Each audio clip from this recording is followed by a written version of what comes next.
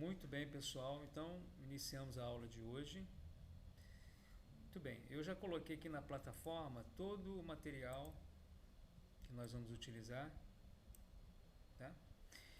E inclusive o projeto, a versão desta, na verdade, do último momento que a gente vai trabalhar, tá? Referente ao último tema que a gente vai ver hoje, tá? E eu quero começar da seguinte maneira.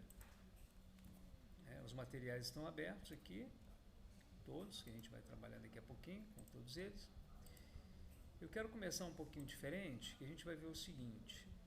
Eu vou inclusive abrir o Eclipse agora, que é a IDE, né, que nós estamos trabalhando com desenvolvimento. E esse ponto aqui é importante porque vocês se lembram que eu mandei na última aula o projeto, eu pedi para vocês tentarem fazer a instalação, assim como nós fizemos aqui, você lembra, Thiago? A gente fez aqui. Então, vamos dar uma olhada, viu, Eliel, Lucas, Dilson, José, Otávio, para ver o procedimento de vocês. Então, eu estou abrindo o Eclipse normalmente, olha, vou dar um launch aqui, ele vai abrir. Então, está abrindo o Eclipse. Vamos aguardar um pouquinho, enquanto ele abre. Beleza. Vou fechar todas essas abas aqui. Fechar tudo isso aqui.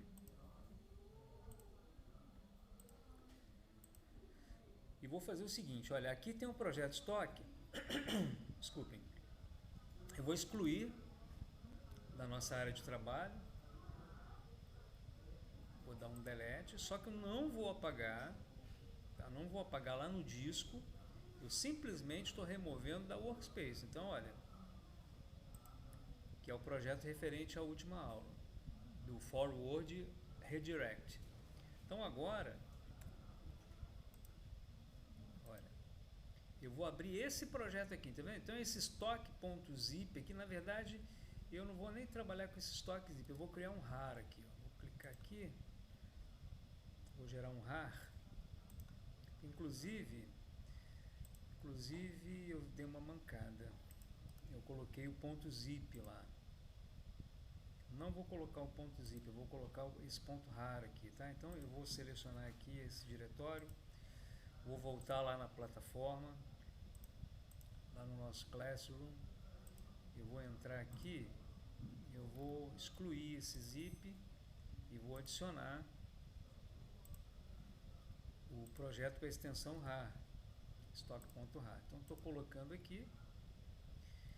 Então imaginem que já salvei tudo certinho. Então imaginem o seguinte, imaginem que vocês estão aqui, ó, receberam esse meu arquivo, vocês baixaram nessa pasta, vocês vão selecionar esse diretório, vão vir aqui no Eclipse e nós vamos importar para dentro do Eclipse esse projeto. Então, ó, File, Import.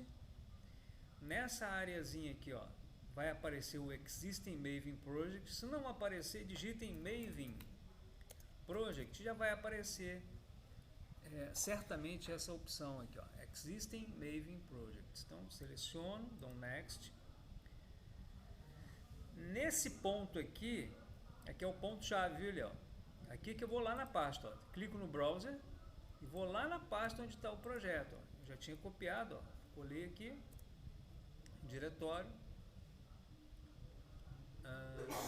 isso.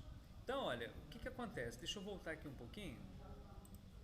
Nessa pasta aqui, imagine que vocês copiaram esse estoque.rar. Quando você descompactar, ele vai gerar a pasta estoque. E é exatamente essa pasta estoque, olha, eu estou no diretório acima da pasta estoque. No diretório acima do subdiretório estoque. Então, eu selecionei, eu vim aqui, ó, colei.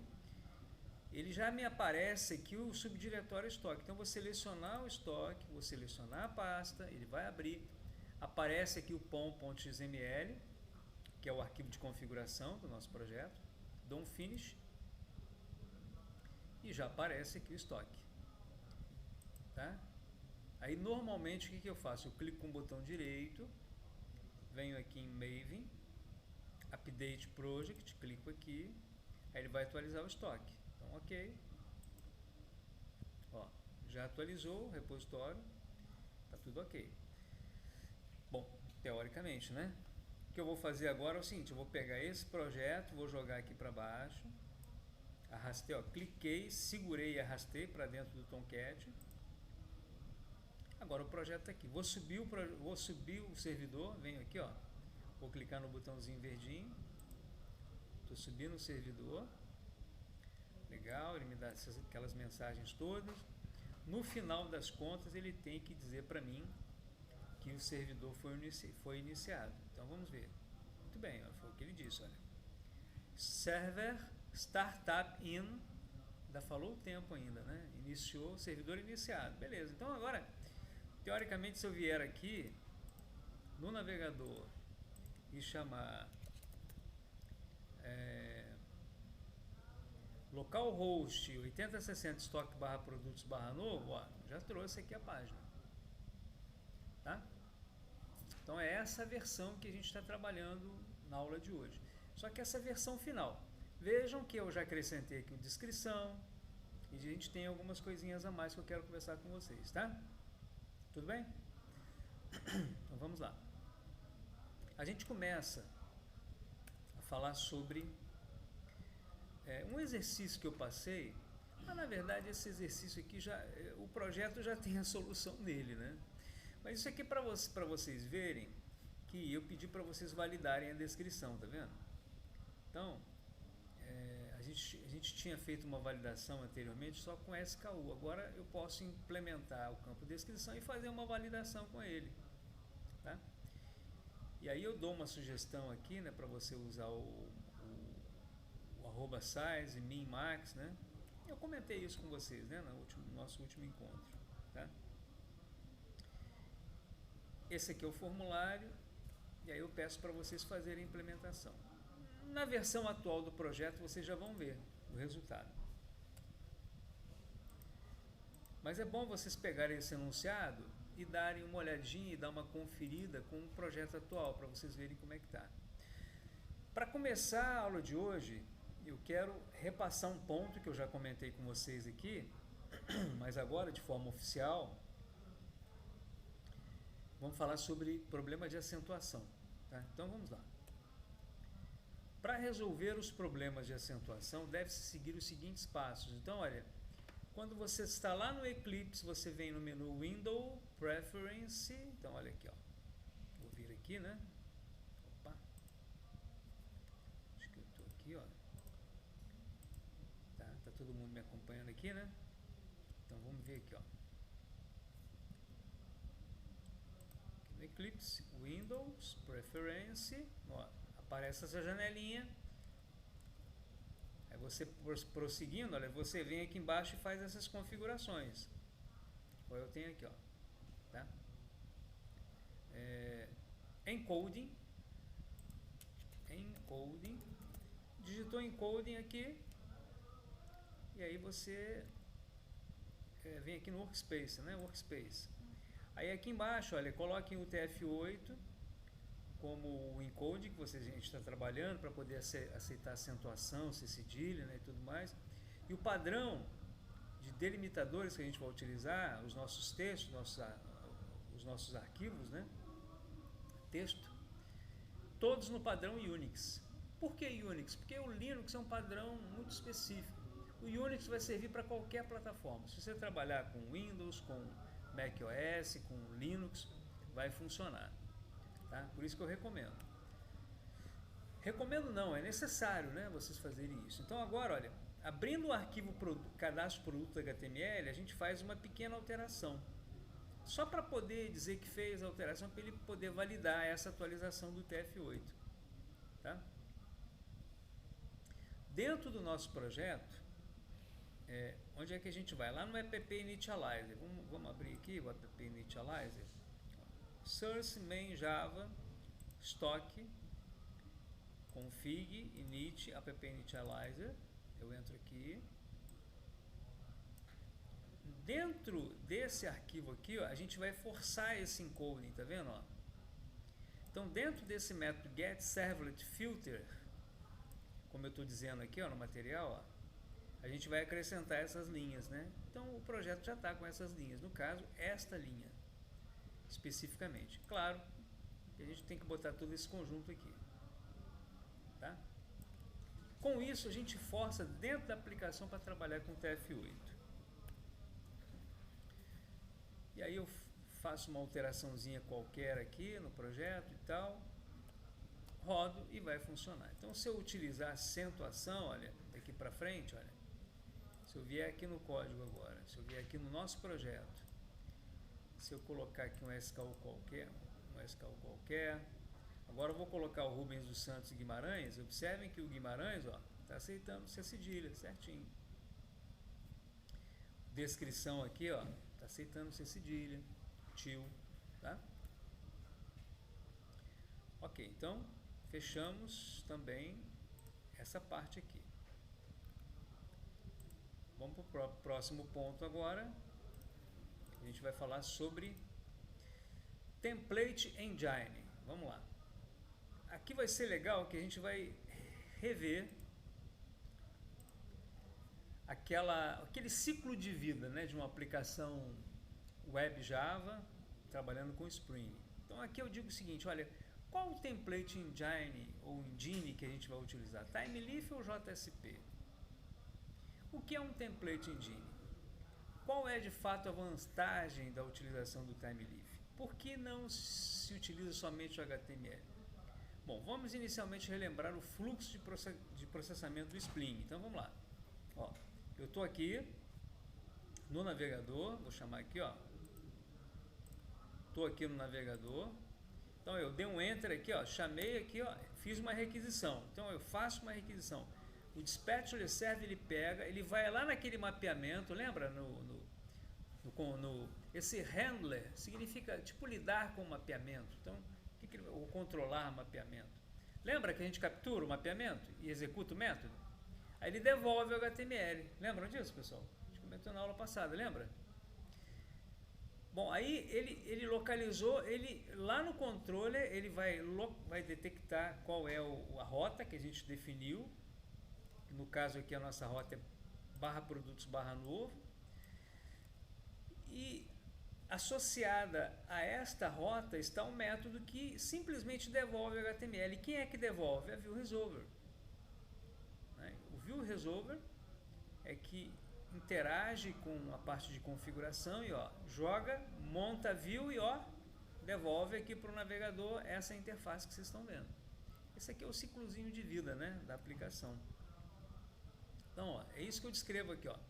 É feita a requisição, que é direcionada ao dispatcher servlet, obtém-se um mapeamento, obtive um mapeamento, este é entregue ao controller, vocês veem aqui, ó, controller, que passa para o model, onde, entre outras coisas, para salvar no banco de dados, quando for fazer isso, né, o model retorna o nome da view e também os dados. Mostra, né, o retorno, que é o HTML. O dispatcher servlet encontra a view e passa os dados para a view. A view será renderizada pelo template engine. O template engine retorna o HTML pelo navegador. Ou seja, quem faz esse papel aqui, ó, de retornar para o navegador o HTML é a view. E essa view é representada por quem? Pelo template engine. É o motorzinho que tem dentro do nosso código que faz isso, está dentro do nosso projeto que faz isso. Ele retorna o HTML para o nosso navegador, tá? E aí, aqui eu estou relembrando aqueles passos, né? Lembra daquele passo que ele retorna? Tá? Até eu coloquei aqui uma mensagenzinha e tal, ó. Eu acho que a nossa aplicação ainda está com aquela validação. Vamos ver aqui, ó. Se eu clicar aqui, ó, olha só que legal. Ele já mostrou várias mensagens de erro, tá vendo? Tudo isso aqui retornou. Ele retorna a mensagem de erro, só que agora nessa versão aqui, ó, olha só que detalhe, eu vou botar o A1 aqui, ó. Aqui eu estou colocando o SKU inválido, tá vendo? Ó? Quando eu clicar no salvar, ó, olha só, o SKU já não apareceu mais aqui. Porque agora já não tem mais problema com ele, viu, Léo? Ele eu digitei. O problema o que é aqui agora? O nome e a descrição, certo? O SKU já não teve problema mais. Agora se eu digitar aqui o nome Malbec, que é um tipo de vinho, Malbec, você vê, o nome aqui já vai sumir, ó, da crítica, ó. Agora só a descrição, tá vendo? Essa interação que eu vou mostrar para vocês, que a gente fez, tá? Mas por enquanto eu só estou mostrando para vocês a parte da view. Olha, esses dados chegarão a view. O template engine irá processar o TimeLeaf. Então esse TH aqui é o TimeLeaf. Tá vendo? Ele está infiltrado dentro do nosso HTML. Vocês se lembram das nossas aulas de web? A gente não viu essa tag TH, né? Por quê? Porque isso não faz parte do HTML, entendeu, Gilson? Entendeu, Juscelio, Lucas, Otávio e Thiago? Não faz parte. É uma coisa específica do template engine. Entendeu? Se você estivesse usando uma outra linguagem, por exemplo, PHP, você poderia ter aqui um PHP, uma tag PHP. Por quê? Porque é específico do PHP. Certo? Mas, por outro lado, você também teria que ter alguma coisa para fazer com que o PHP tivesse configurado lá no seu web server para que a sua aplicação funcionasse. Tá? E aí vai funcionar show de bola nesse ponto, né? Tudo direitinho. Mostrei aqui que a acentuação apareceu numa boa. Todo o retorno que a gente utilizou. Tá? Estou acelerando um pouco para do tempo, tá, pessoal? Né? O Dilson também vai sair daqui a pouquinho, né, Dilson? Não, pode estar até 9h30. Tá tranquilo? Então tá bom. Então vamos lá. Sim. Vamos lá. Sim. Então olha aqui, ó. Eu tenho, olha, a documentação do TimeLeaf, tá vendo? Se você entrar no timeleaf.org, você tem toda a documentação dele. Gente, é uma alternativa, tá? O TimeLeaf é uma alternativa. O Juscelio assistiu minha aula anterior aqui, eu disse, né, Juscelio? Quanta tecnologia que a gente vê aqui no curso, né? Então é uma outra alternativa. Eu estou preparando vocês para o mercado. Então você vai conhecer várias tecnologias. Né? De repente, para o lugar onde você for, você vai se encaixar lá no que eles oferecerem. Né? TimeLeaf ou JSP? Eu estou mostrando o TimeLeaf, mas o JSP é essa tag aqui, gente. Ó. Java Server Page. O Java, ele tem essa linguagem que é intrínseca e você pode utilizar essa tag aqui sem problema. Só que é o seguinte, eu considero o TimeLeaf uma excelente integração com o Spring, tá? E ele já trabalha com HTML5, por isso que eu recomendo o TimeLeaf. Mas se você for trabalhar só com JSP, não tem tanta diferença, tá? Beleza, esse ponto aqui também já foi. Agora vamos avançar. Vamos lá, agora a gente vai falar do BIM Validate. Esse ponto aqui é muito legal. Agora eu quero toda a atenção de vocês, porque aqui a gente vai implementar aquelas validações, tá? Que vocês viram, tá?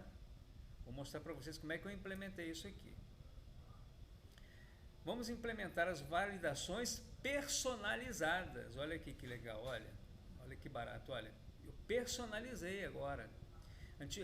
Na versão anterior, a gente simplesmente mostrava uma mensagem. Você lembra, Lucas?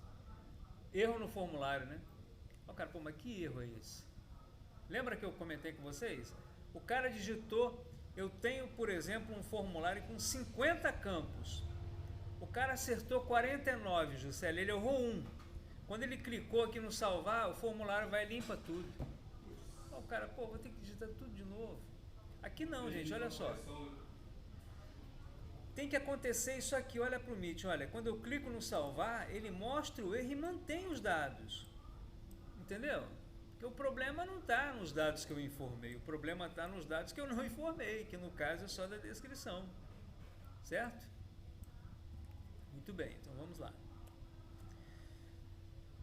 Começando, vamos implementar no arquivo HTML uma expressão que implementará um objeto chamado fields. Olha que legal, gente, olha aqui, ó. Nosso HTML agora, a gente vai inserir esse fields aqui, ó. Este objeto do TimeLeaf possui o método detailErrors. Os erros serão entregues ao objeto erro e o método message afetará a mensagem de erro. Olha que interessante essa jogadinha aqui, ó. O lance aqui é o seguinte, ó. A gente criou esse container div, tá vendo? E a gente colocou dentro do spam essa mensagem de erro. Então tá aqui, ó. Aqui a gente tem uma mensagem de erro. Só que agora está aparecendo uma linha. Se eu apagar esse Malbec e mandar salvar, apareceram duas, que foram dois erros. Se eu apagar o SKU, aparecem 3 erros, ou 4, né? Porque aí ele aproveitou e ainda colocou, além de dizer que o SKU é obrigatório, ele disse que ele é inválido. Ainda implementei essa crítica ainda. Então, olha só, 4 erros. Pô, mas eu só tenho uma linha, Otávio. Eu só tenho uma linha. Como é que ele mostrou 4? Porque a gente está fazendo isso dentro de um for each. Tá vendo esse it aqui? Gente, vocês que estudaram comigo no primeiro primeiro período, vocês se lembram daquela estrutura for? Lembra, Thiago? Lembra, Lucas? O Otávio estudou comigo, Otávio, no primeiro? Foi, né? O Eliel que não, né? O Eliel e o Gilson, nem o Juscelio não. Mas vocês se lembram, né? Com certeza aquela estrutura for, né? Estrutura de repetição, para, né? For. O it é como se fosse um for it, um para. Só que por que ele é it? Porque ele é para cada interação. Eu não sei quantos, é como se fosse um do while, entendeu?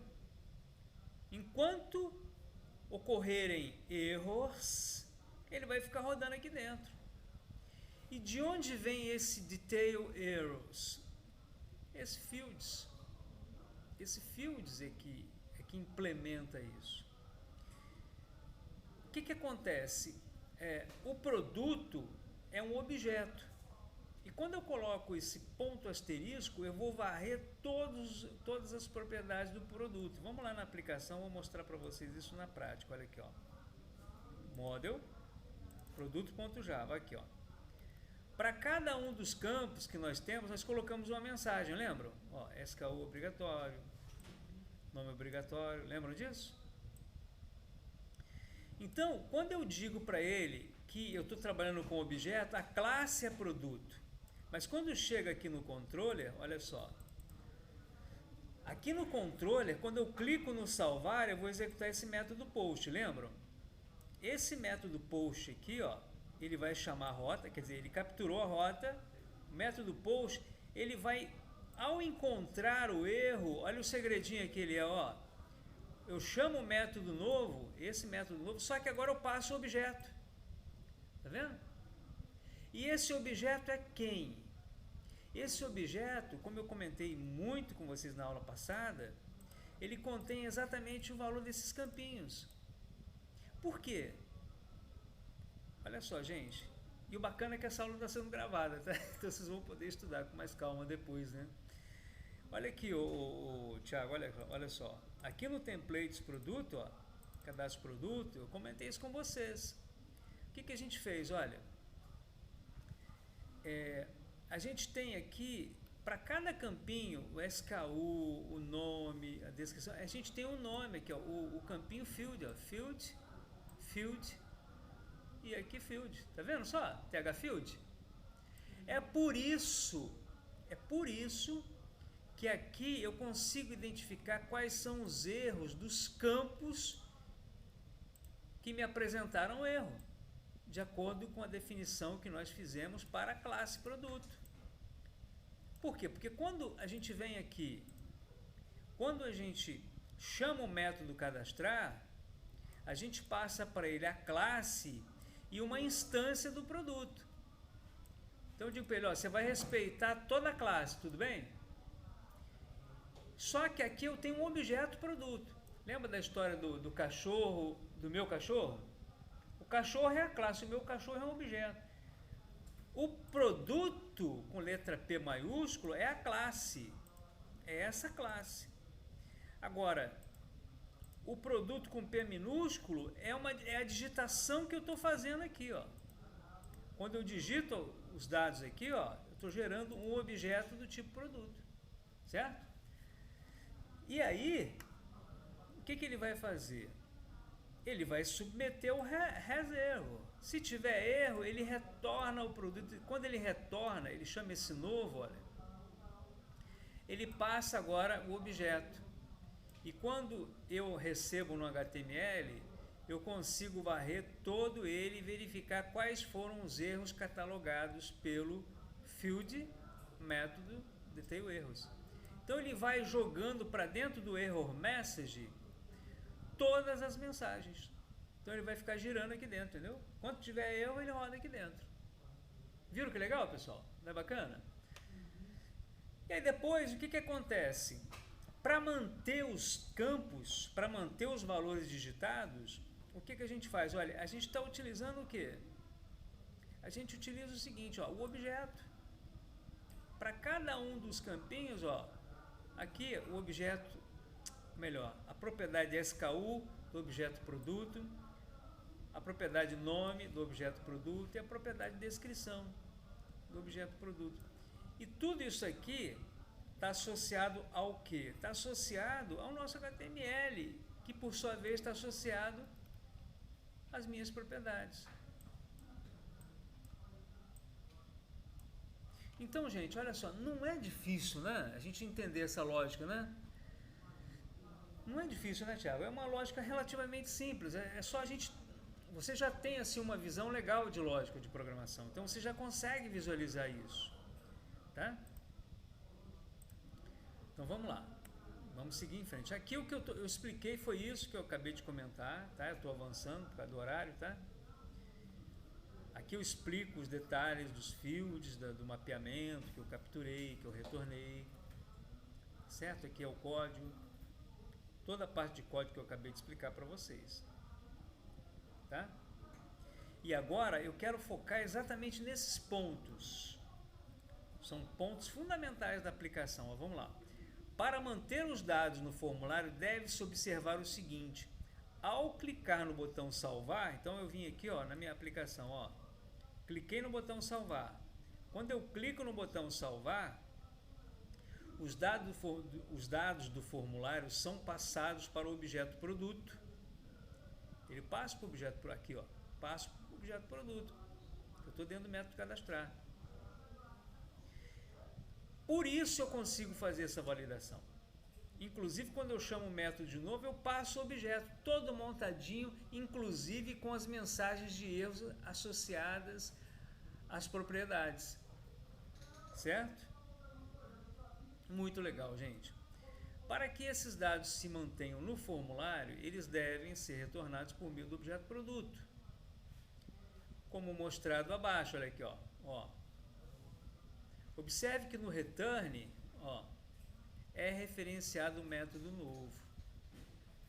Por quê? Porque eu chamo o método novo aqui, ó. Só que agora eu passo o produto para ele. Tá? Então essa foi a estratégia que nós utilizamos para poder voltar com os dados. Manter os dados no formulário. E aqui, olha, no HTML a gente utiliza esse field para poder associar as propriedades ao objeto produto, que é esse aqui, ó. Observe que aqui no form, eu estou dizendo que o método é post e eu digo que, olha o TH aqui, ó. Olha o template engine, tá vendo? Olha o motorzinho aqui, ó. Eu associo o objeto produto. Viu como é que é tudo muito bem amarrado, cara? Muito bem amarrado, né? O bacana do Java é isso, é porque você consegue visualizar, entendeu? Todo o mapeamento da sua aplicação, ó, implementando um método para validação de dados. Isso aqui já é uma outra coisa, tá, gente? Isso aqui já é uma outra coisa que eu fiz também dentro da nossa aplicação. Eu criei aqui, ó, um atributo SKU. Deixa eu entrar lá no meu código para explicar para vocês isso aqui, ó. Validation. Olha só. Esse ponto aqui é muito interessante, cara, muito interessante. Olha só. Eu criei aqui um pacote validation e coloquei atributo SKU. O que acontece? Aqui dentro do modelo, vocês se lembram que eu utilizei o not blank, o size. Só que eu disse para vocês que essas anotações aqui, elas são provenientes do Javax Validation Constraints. Hibernate Validation Constraints. Só que agora eu criei a minha. Ou melhor, eu criei a nossa. Eu criei uma notação chamada atributo SKU. E eu a coloquei aqui, ó. Aqui, ó, dentro do validation atributo SKU. O que tem esse atributo SKU? Vamos lá, aqui, ó. Vou dar um clique duplo, eu vou abrir esse atributo SKU aqui, ó, que eu criei, ó. Esse carinha aqui, ó. O que esse carinha faz? Vamos voltar aqui, porque aqui eu explico passo a passo, tá? No material. Criei esse cara. Inclusive, olha aqui, ó, no código, eu coloco ele lá no model, aqui, ó. Eu coloco aqui, ó, deixa eu abrir aqui, ó. Eu coloco ele antes de tudo, tá vendo? Antes da classe. Tá vendo? Antes da classe. Coloquei aqui. Eu não associei a nenhum atributo, eu coloquei ele separadamente. Ainda botei uma mensagem para ele, tá vendo? Então vamos lá, aqui, ó. Aqui, ó. Esse carinha aqui. Atributo SKU. Vamos avançar. Olha só. Aqui, ó. Isso aqui eu estou explicando que eu adicionei, né, nesse ponto. Segundo passo, criar o pacote validation. Foi o que eu fiz aqui, ó. Validation. E dentro desse pacote definir a classe atributo SKU. Eu criei aqui, ó. A classe atributo SKU. Tá? Aqui, ó. Tá aqui do lado, tá vendo? Essa classezinha aqui. Gente, isso aqui, gente, receita de bolo, tá? Receita de bolo. Tá? Não tem assim nada de excepcional que eu tenho que fazer aqui. Tá? É pegar isso aqui e copiar. Tá na hora, Lucas? Vou avançar, vou acelerar aqui. E aí, gente, olha só, aqui o que eu coloco, olha só. Eu digo para ele da forma que é um tipo de implantação que eu tenho que fazer, ele vai ser executado em runtime. Eu defino qual que vai ser a classe que vou utilizar, que é esse atributo confirmação validator. E eu simplesmente defino aqui a mensagem para ele, tá? Isso aqui é receita de bolo. Por quê? Porque a gente vai destrinchar nesse atributo confirmação validator, que eu vou passar a mostrar para vocês agora. Olha aqui, ó. Esse aqui ainda é o atributo SKU. Agora esse aqui, ó. Atributo confirmação validator. Esse carinha que eu quero mostrar para vocês aqui, ó. Vamos pegar a lógica desse cara aqui. Ó. Essa é a classe que eu criei. Eu estou implementando esse constraint validator, tá? Então, eu importei essa classe aqui, ó, constraint validator, tá vendo? Importei essa classe, tá? Eu vou utilizá-la aqui agora. Ou seja, eu posso utilizar os métodos que essa classe utiliza. Por quê? Porque esse implement significa o seguinte, ó. Esse cara aqui está estendendo esse. Então, tudo que esse constraint validator tiver, eu vou poder utilizar no atributo confirmação validator. Tá? Então, olha só o que eu faço. Ó. Eu tenho initialize, receitinha de bolo. Eu criei um método chamado isValid. E eu simplesmente, cara, utilizei aqui esse binutius para verificar se esse atributo é válido. Ó. Válido, valida SKU. Esse valida SKU aqui, ó, é um métodozinho que eu criei aqui embaixo. Eu simplesmente estou fazendo o seguinte, ó. Eu forcei uma barra aqui, tá, gente? Eu estou dizendo o seguinte, ó, o código tem que ser esse aqui. Se for diferente desse, ele vai dar erro. Quer ver? Se eu vier aqui na aplicação, ó, se eu colocar aqui, por exemplo, BB1, ó, SKU inválido, tá vendo? Ele já não deu mais aquele erro anterior, ó. Quando eu limpo aqui e digito, ó, ele fala assim, SKU obrigatório. Só que agora eu informei o SKU. Então, essa validação do obrigatório não acontece mais, mas ele vai cair nessa validação do inválido, ó. Por quê? Porque eu disse aqui que ele tem que ser AA111. Eu estou retornando. Então, aqui, digamos assim, eu poderia implementar um algoritmo qualquer para poder fazer uma validação. Eu só quis mostrar isso para vocês, entenderam? Então, se eu coloco isso aqui, ó, esse AA11, Se eu coloco isso aqui agora, não vai dar mais erro. Esse erro de SKU. Ela já não deu mais. Por causa dessa minha implementação. Tá? Então essas duas classes aqui são todas amarradinhas. Eu levaria muito tempo para a gente poder ficar discutindo essa lógica, mas da forma com que eu apresento para vocês aqui, ó, eu estou assim, passando para vocês uma receitinha de bolo, entendeu? É só seguir essa minha receitinha de bolo que vai funcionar. O que vocês têm, para qualquer coisa que vocês forem fazer, basta vocês implementarem o algoritmo desse valida aqui, ó. Vocês podem validar o que vocês quiserem.